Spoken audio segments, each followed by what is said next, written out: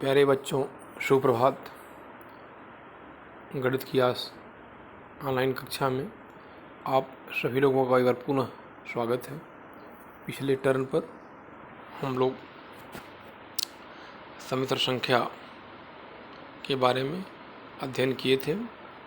इसके अंतर्गत हम लोग समिश्र संख्या की संयुग्मी समिश्र संख्या क्या होती है, किसी भी समिश्र संख्या को a+ib के रूप में हम कैसे व्यक्त करते हैं आदि अध्ययन किए थे। आज हम लोग समिश्र संख्या को ज्यामितीय रूप से कैसे निरूपण करते हैं, उसका ध्रुवीय रूप क्या होता है, उसका मापांक कोणांक क्या होता है, इसके बारे में हम लोग अध्ययन करेंगे।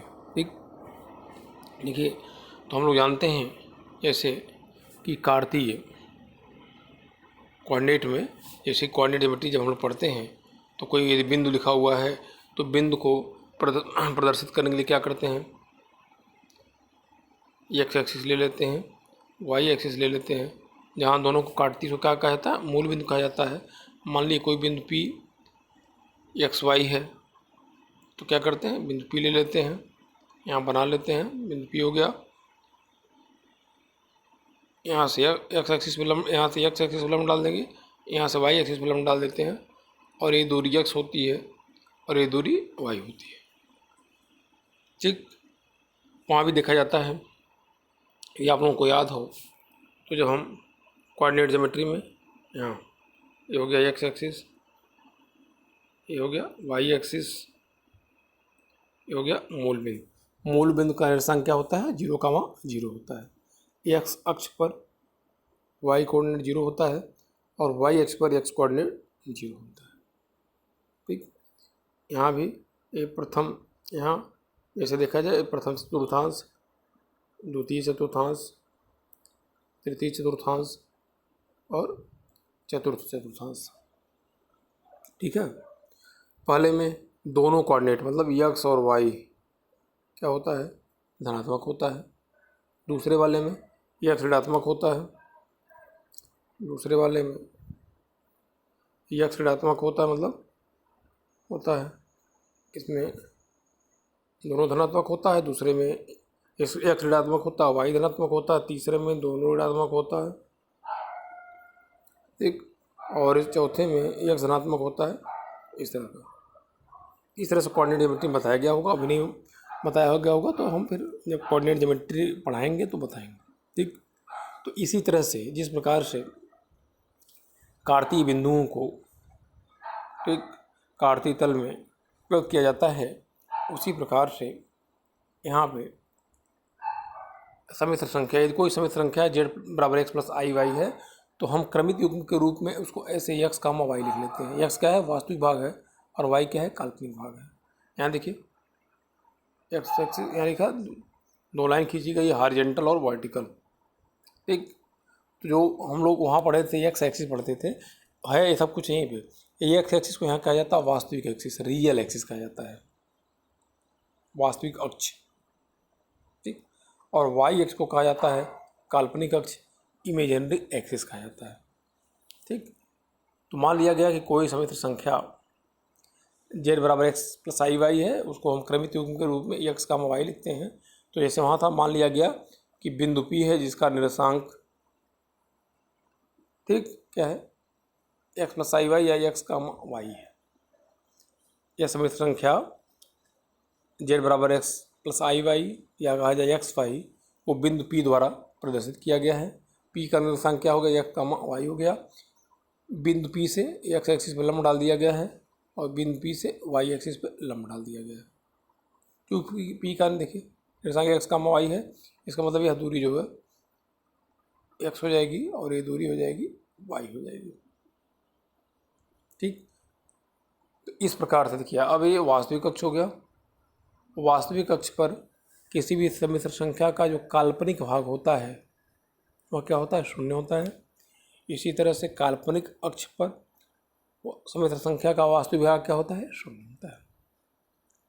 ठीक, तो इस प्रकार से हम किसी भी समिश्र संख्या को ज्यामितीय रूप से निरूपित करते हैं। और ये पूरा प्लेन का मतलब जो पेपर आ रहा है, पूरा पेपर ये प्लेन आ रहा है, ये ऐसे पूरा का पूरा जो प्लेन है ऐसे, इसको कहा जाता है आर्गेंट प्लेन। क्या कहा जाता है? Argand plane. वहाँ इसे ज्यामितीय प्लेन था, हम कहते थे एक्स वाई प्लेन कहा जाता था। निर्देशांक ज्यामिति में इसको पूरा पूरा हमको क्या कहते थे? X Y plane. ठीक, इसी तरह से यहाँ पे समित संख्या के केस में इसको हम कहते हैं आर्गेंट प्लेन। ठीक, यदि कोई समित संख्या जेड है तो उसका संयुग्मी जेड बार क्या हो जाएगा? एक्स माइनस आई वाई हो जाएगा। यदि पी जो है जेड बराबर एक्स प्लस आई वाई, इस समय संख्या को बिंदु पी से निर्देशित किया गया है, तो उसके समित संख्या को इस प्रकार से हम निरूपित करेंगे। ठीक, अब देखिए काफ़ी इंपॉर्टेंट आएगा भी।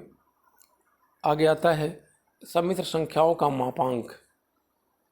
मापांक या modulus of a complex number. तो जेड बराबर एक्स प्लस आई वाई यदि सम्मिश्र संख्या है तो जैसा बताया गया है कि आर्गेंट प्लेन में हमको इस प्रकार से हम निरूपित कर सकते हैं। ठीक, देखिए यहाँ पर फिगर बना हुआ है, सब कुछ वही है। अब बिंदु पी है, पी से इस पर लंब डाल दिया गया है और इसको ऐसे लंब डाल दिया। ठीक है ना। यहाँ जो मूल बिंदु ओ है, बिंदु ओ को पी से क्या किया गया? मिला दिया गया है। ओ को पी से मिला दिया गया है। तो जो रेखा ओपी की लंबाई है, देखिए ओपी की जो लंबाई है, रेखा ओपी की लंबाई को सम्मिश्र संख्या जेड बराबर एक्स प्लस आई वाई का मापांक कहते हैं। देखिए जेड बराबर एक्स प्लस आई वाई को, ठीक है ना, ये जो रेखा ओपी की लंबाई है उसे जेड बराबर एक्स प्लस आई वाई का मापांक कहते हैं। और यदि सम्मिश्र संख्या जेड है तो उसके मापांक को हम जेड ऐसे लिखा जाता है, मॉडुलस ऑफ जेड या मॉड ऑफ जेड पढ़ते हैं। तो यह मॉड ऑफ जेड लगा हुआ है, इसका मतलब कि हमको जेड का मापांक ज्ञात करना है। तो जेड के मापांक को हम मॉड जेड से प्रदर्शित करते हैं। मॉड जेड क्या है? इस जो सम्मिश्र संख्या को हम आर्गेंट प्लेन में बिंदु पी द्वारा दिखाए हैं, मूल बिंदु से उसकी दूरी है या ओपी की लंबाई है। ठीक, तो बिंदु पी से यहाँ लंब डाल दिए और देखिए एक समकोण त्रिभुज बन गया पी ओ या पी एम ओ, यहाँ एक समकोण त्रिभुज बन गया। तो समकोण त्रिभुज पी एम ओ में कर्ण का वर्ग पाइथागोरस प्रमेय से ओ पी स्क्वायर बराबर O M square plus P M square, O P बराबर हो जाएगा under root X square plus Y square. हो गया, ओ पी का मान हो गया under root X square plus Y square. O P क्या हो गई? मूल बिंदु से, देखिए मूल बिंदु से बिंदु पी एस की दूरी। तो इसी को कहा गया था सब संख्या का जेड का मॉड या जेड का मापांक। तो मॉड जेड बराबर हो जाएगा ओ पी हो जाएगा बराबर हो जाएगा under root X square plus Y square. अब यहाँ देखिए एक्स क्या है? यहाँ सम्मिश्र संख्या का वास्तविक भाग है और वाई क्या है? काल्पनिक भाग है। तो मॉड जेड बराबर हो गया ओ पी, ये हो गया अंडर रूट वास्तविक भाग का वर्ग प्लस काल्पनिक भाग का वर्ग। मतलब जो सम्मिश्र संख्या रहेगी यदि उसका मापांक ज्ञात करना है तो अंडर रूट करके वास्तविक भाग का वर्ग कर लेंगे प्लस काल्पनिक भाग का वर्ग कर लेंगे, जो आएगा वही आंसर हो जाएगा। तो मॉड जेड बराबर हो गया under root real part of Z का square plus imaginary part of Z का स्क्वायर। ठीक है, जैसे देखिए मान लीजिए कोई सम्मिश्र संख्या है, लिखा हुआ है जेड बराबर 1 प्लस 2 आई दिया हुआ है, कहा इसका मॉड जेड ज्ञात करिए। तो मॉड जेड बराबर हो जाएगा अंडर रूट वास्तविक भाग क्या हो जाएगा? 1 का स्क्वायर, काल्पनिक भाग क्या है? आई का जो भी गुणांक रहेगा चिन्ह से देख लेंगे, 2 का स्क्वायर, ये हो गया 1 प्लस 4 बराबर हो गया अंडर रूट 5। ठीक, तो इस प्रकार से हम मापांक ज्ञात कर लेंगे। ठीक है, आगे देखिए अब काफ़ी जो इम्पोर्टेंट है, सम्मिश्र संख्याओं के मापांक के गुण क्या होते हैं? मापांक के गुण, तो जेड गुणे जेड बार, पहला देखिए जेड एक सम्मिश्र संख्या है, जेड बार क्या है? उसका संयुग्मी है। तो दोनों का गुणनफल इसके बराबर होता है, मॉड जेड के स्क्वायर के बराबर होता है। ठीक, ये भी है कि mod of Z one plus Z two less or equal to mod Z one plus mod Z two. Mod of Z1 minus Z2 बराबर less sorry greater or equal to Z1 mod Z1 minus mod Z2। इसको देखिए जरा। चौथा लिखा हुआ है कि समिश्र संख्याओं के गुणनफल का मापांक उन सभी समिश्र संख्याओं के अलग अलग मापांकों के गुणनफल के बराबर होता है। इसे दो समिश्र संख्या हैं, ऐसे लिखा हुआ देखिए, दोनों के गुणनफल का मापांक अलग अलग उनके अलग अलग मापांकों के गुणनफल के बराबर होता है। ऐसे मॉड ऑफ Z1 गुणे Z2 बराबर क्या हो जाएगा, मॉड Z1 गुणे मॉड Z2। मान लीजिए n संख्याएं हैं, 4 संख्याएं हैं, सब उसी तरह लगेगा। यहाँ देखिए, तो व्यापक रूप में ऐसे लिखा जाते हैं, mod of Z1 Z2 Z3 dot dot Zn बराबर हो जाएगा मॉड ऑफ Z1 गुणे मॉड ऑफ Z2 गुणे मॉड, ऐसे बुला कर लिखेंगे। ठीक, इसी तरह से दो समिश्र संख्याओं के भागफल का मापांक क्या होता है, उनके अलग अलग मापांकों के भागफल के बराबर होता है। जैसे mod of Z1 upon Z2 बराबर क्या हो जाएगा, मॉड Z1 बटा मॉड Z2। कंडीशन ये है कि नीचे वाला मतलब मॉड Z2 शून्य नहीं होना चाहिए, क्योंकि शून्य हो जाएगा तो अनंत हो जाएगा। ठीक, अब इसी गुण पे जो भी बताया गया है, चौथा गुण, चौथे गुण पे ये विविध प्रश्नावली आप देखेंगे, विविध प्रश्नावली 19 का एक प्रश्न है। देखिए, विविध प्रश्नावली का 19वें का कह रहा है कि यदि a प्लस आई बी गुणे सी प्लस आई डी गुणे ई प्लस आई गुणे जी प्लस आई बराबर ए बी है, ये हमको सिद्ध करना है। ठीक, तो जो चौथा गुण दिया हुआ है कि समिश्र संख्याओं के गुणनफल का मापांक उन सभी समिश्र संख्याओं के अलग अलग मापांकों के गुणनफल के बराबर होता है। इसी का प्रयोग हम करेंगे।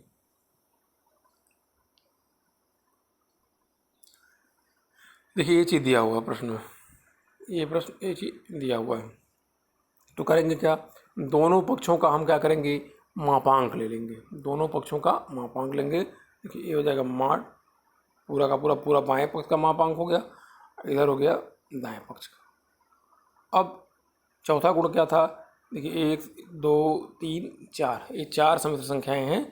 तो चौथा गुण था कि 2 या 2 से अधिक समिश्र संख्याओं के गुणनफल का मापांक, देखिए उनके मापांकों के, तो पहली संख्या का मापांक गुणे दूसरी संख्या का मापांक गुणे तीसरी संख्या का गुणे चौथी संख्या। चौथे गुण का प्रयोग करते हुए ये बराबर हो गया मापांक का a प्लस आई बी। अब हम जानते हैं किसी भी समिश्र संख्या का मापांक क्या होता है, कौड़ी में वास्तविक भाग का वर्ग प्लस काल्पनिक भाग का वर्ग। तो वास्तविक भाग का वर्ग प्लस काल्पनिक भाग का वर्ग। यहाँ भी देखिए कौड़ी में, यहाँ भी कौड़ी में हो गया, ए भी कौड़ी में और ए भी। ठीक, इन सब के बीच में क्या है, गुणे का चिन्ह है। दोनों पक्षों का वर्ग कर दीजिए। जब वर्ग कर देंगे तो क्या होगा, कौड़ी हट जाएगी, क्योंकि ए स्क्वायर प्लस बी स्क्वायर गुणे सी square plus D square E square plus F square, सब के बीच गुणे का चिन्ह है, और ए स्क्वायर प्लस बी स्क्वायर, ये हो गया प्रूफ हो गया। ठीक, तो जब भी इस तरह का गुणन से संबंधित आता है तो मापांक तो समिश्र संख्याओं के गुणनफल के मापांक का फार्मूला हम प्रयोग करेंगे। अब देखिए, काफ़ी इंपॉर्टेंट ये भी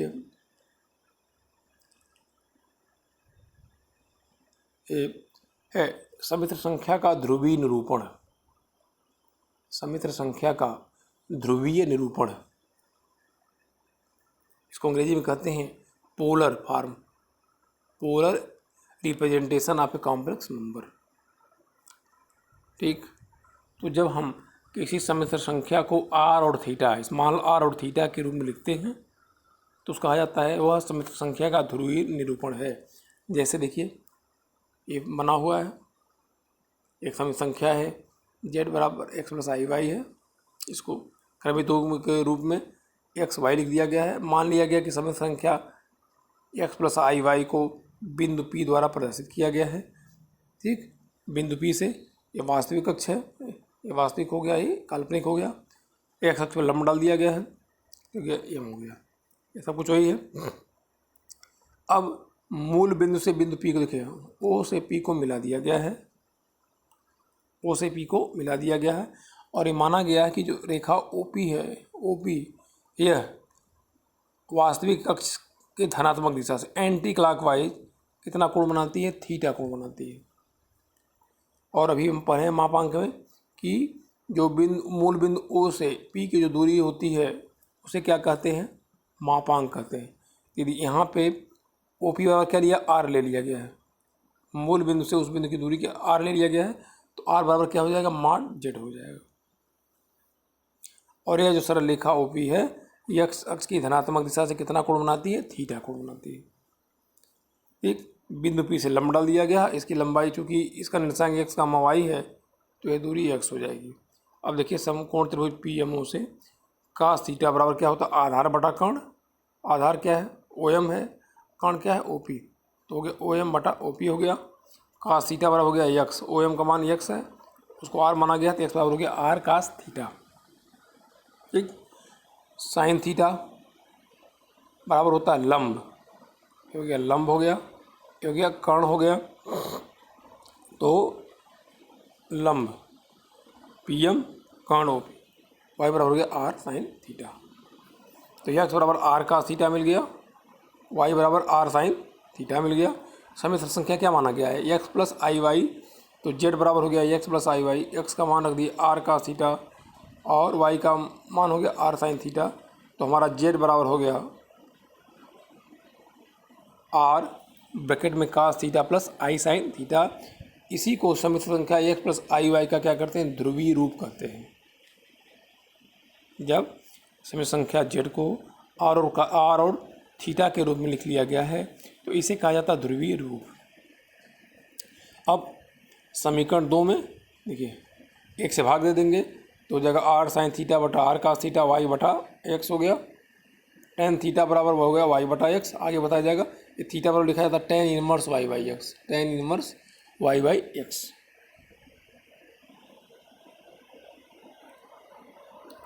ठीक, इसी थीटा को देखिए, थीटा को समिश्र संख्या जेड का कोणांक या आयाम कहते हैं। समिश्र संख्या जेड का कोणांक या आयाम कहते हैं। इसे देखिए कोणांक जेड या इसको एम्पलीट्यूड ऑफ, अंग्रेजी में एम्पलीट्यूड ऑफ जेड या आर्गुमेंट ऑफ जेड लिखा जाता है। तीनों हिंदी में लिखेंगे तो लिखेंगे, अंग्रेजी में एम्पलीट्यूड, आयाम का अंग्रेजी होता है एम्पलीट्यूड, एम्पलीट्यूड ऑफ जेड या आर्गुमेंट ऑफ जेड द्वारा प्रदर्शित करते हैं। इसका मतलब कि यदि कोई समिश्र संख्या जेड है तो एम्पलीट्यूड ऑफ जेड या आर्गुमेंट ऑफ जेड बराबर हो गया थीटा, और थीटा बराबर क्या है, tan inverse Y by X आ गया। टेन इनवर्स वाई क्या है, समिश्र संख्या का काल्पनिक भाग है और जेड समिश्र संख्या का वास्तविक भाग है। ठीक, जैसे यदि कोणांक निकालना हो तो मान लीजिए यदि जेड बराबर 1 प्लस आई रूट 3 है, इसका कोणांक क्या हो जाएगा, देखिए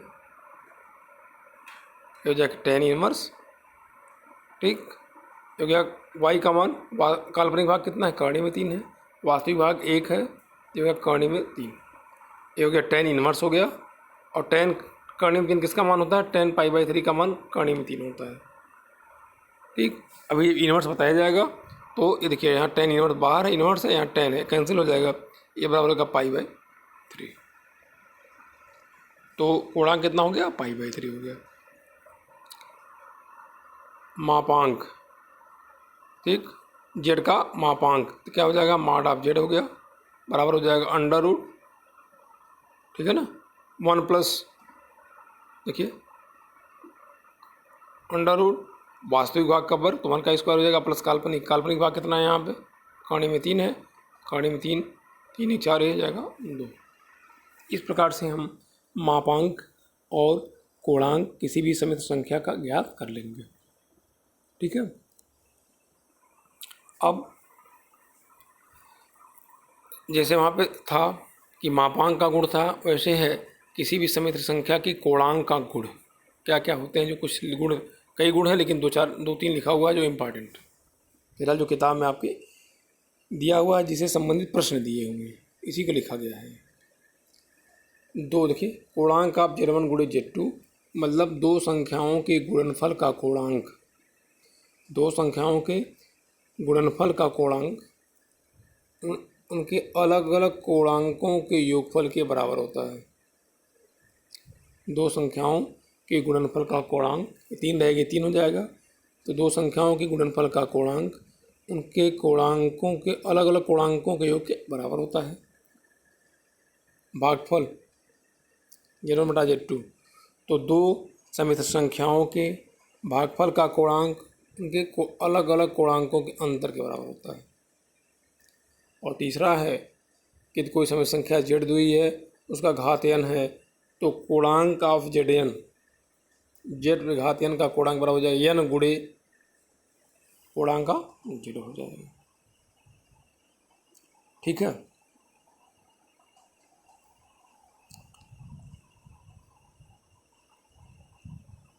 अब यहाँ देखिए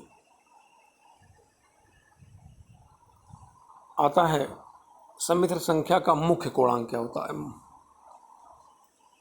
या आयाम क्या होता है, मुख्य आयाम।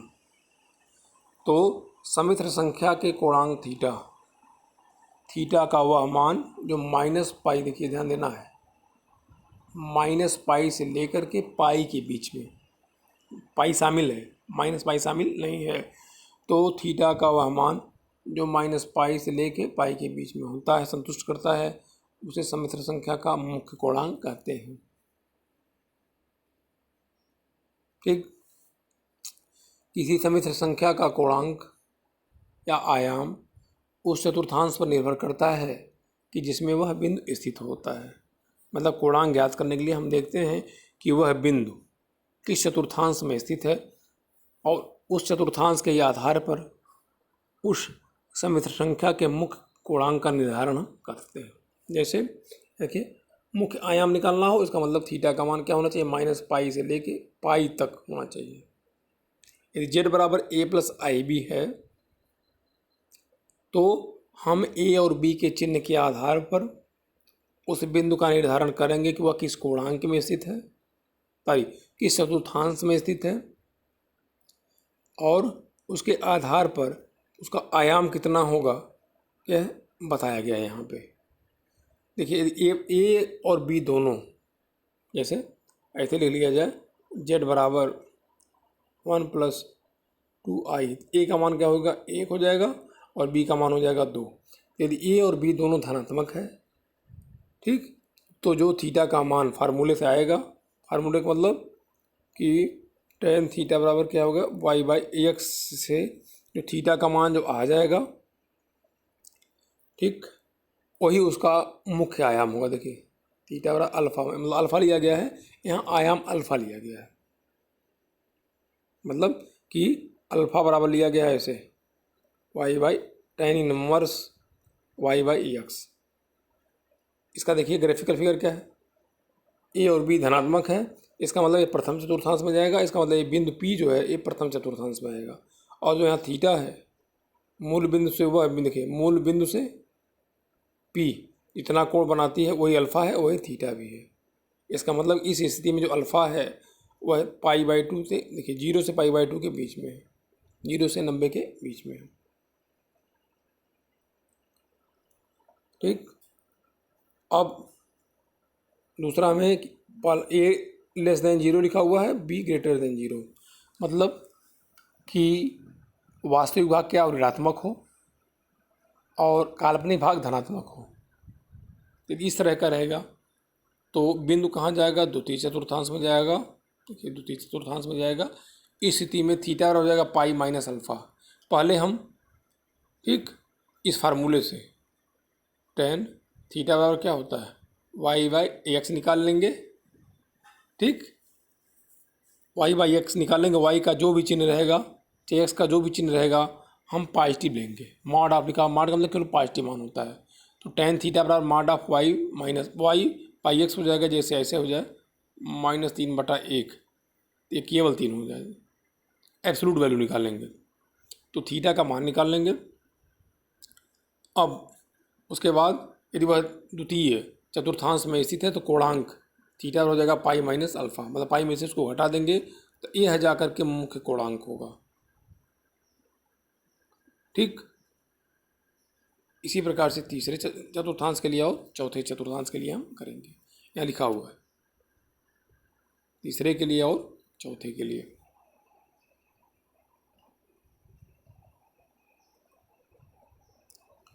अब आगे की वीडियो में हम लोग देखेंगे कि किस प्रकार से हम किसी दी हुई समिश्र संख्या का मुख्य कोणांक ज्ञात करेंगे।